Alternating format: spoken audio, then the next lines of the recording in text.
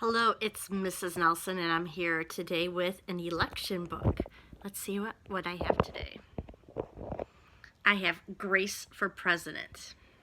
This book is a 4th grade level book. I do have it in our media center. It is available for checkout when we return to school. Grace for President.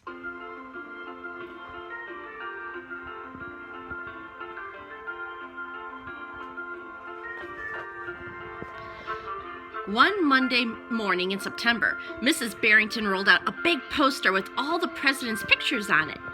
Grace Campbell could not believe her eyes. Where are the girls?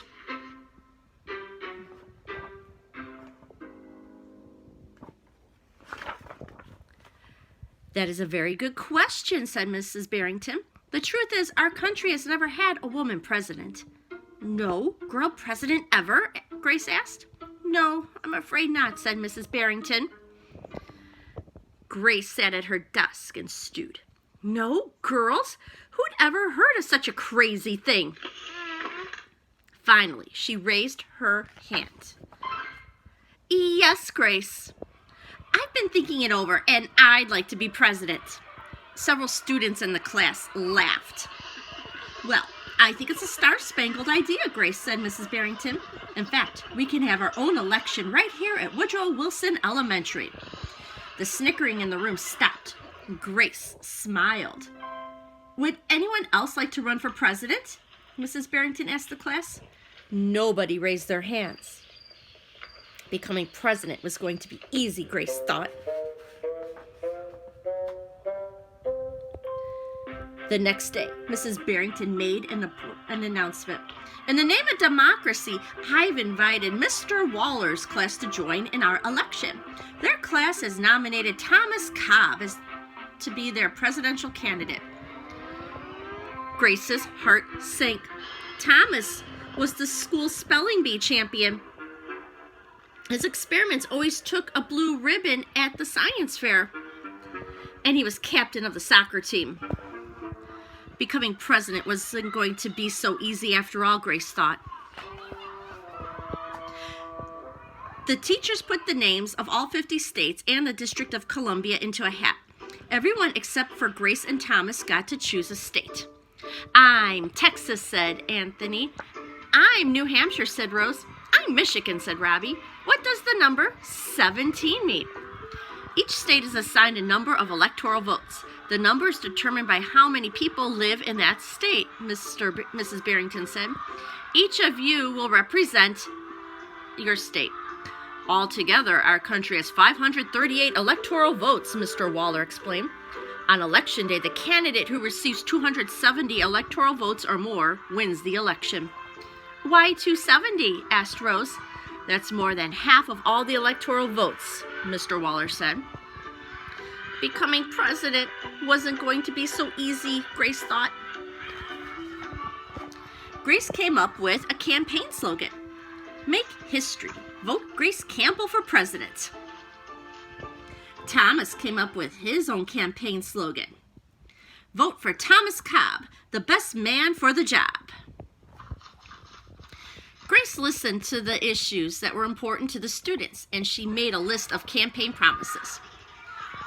A peaceful school, no bullies.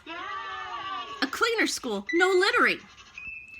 Better hot lunches, no more fish stick tacos. And Thomas made up his own list of promises. Free tutoring. Free soccer lessons. Fish stick tacos every week. Grace made campaign posters and buttons. Thomas made posters and buttons too. Each week, the teacher set aside time for the candidates to meet with their constituents. Polls were taken. Voters were making their choices. Grace continued to campaign. At recess, she gave speeches. During lunch, she handed out free cupcakes. And after school, she held rallies. Meanwhile, Thomas wasn't worried. He had cleverly calculated that the boys held slightly more electoral votes than the girls. At recess, he studied his spelling words. During lunch, he worked on his latest science experiment. And after school, he played soccer.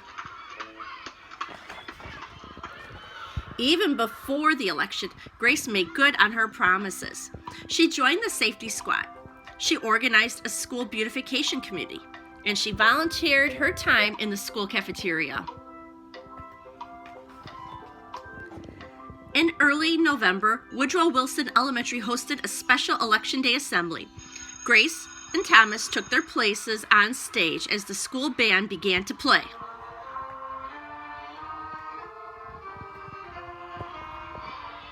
Henry was the first representative to approach the microphone. The Yellowhammer State of Alabama casts its 9 electoral votes for Thomas Cobb. Fletcher said, the last frontier state of Alaska casts its 3 electoral votes for the best man for the job, Thomas Cobb. Hannah called out the Grand Canyon state of Arizona casts its 10 electoral votes for Grace Campbell. And so it went. State after state cast their electoral votes. The scoreboard in the gymnasium kept track of the totals. The voting demonstration was quickly coming to an end. Clara approached the podium. The Badger State of Wisconsin casts its 10 votes for my best friend, Grace Campbell. Grace looked at the scoreboard. Thomas had 268 electoral votes. She had 267. There was only one state still unaccounted for, Wyoming. Thomas grinned, and Grace felt sick. Sam walked up to the microphone. He looked at Thomas. He looked at Grace. He looked down at Grace's handmade flag. Sam didn't say a word. What are you waiting for? Thomas whispered. The band stopped playing. All eyes were on Wyoming. Finally, Sam cleared his throat. The Equality State of Wyoming casts its 3 electoral votes for Grace Campbell. The gymnasium erupted in loud cheers and a few boos. Mrs. Barrington approached the podium. With 270 electoral votes, the winner is Grace Campbell. Thomas looked stunned. Grace hugged Sam. Why did you do it? She asked. Sam handed Grace's flag. Because, he said, I thought you were the best person for the job. The following week, the students in Miss Barrington's class were preparing for their career day presentations. Grace volunteered to go first. She stood in front of the room and glanced at the poster still hanging on the wall.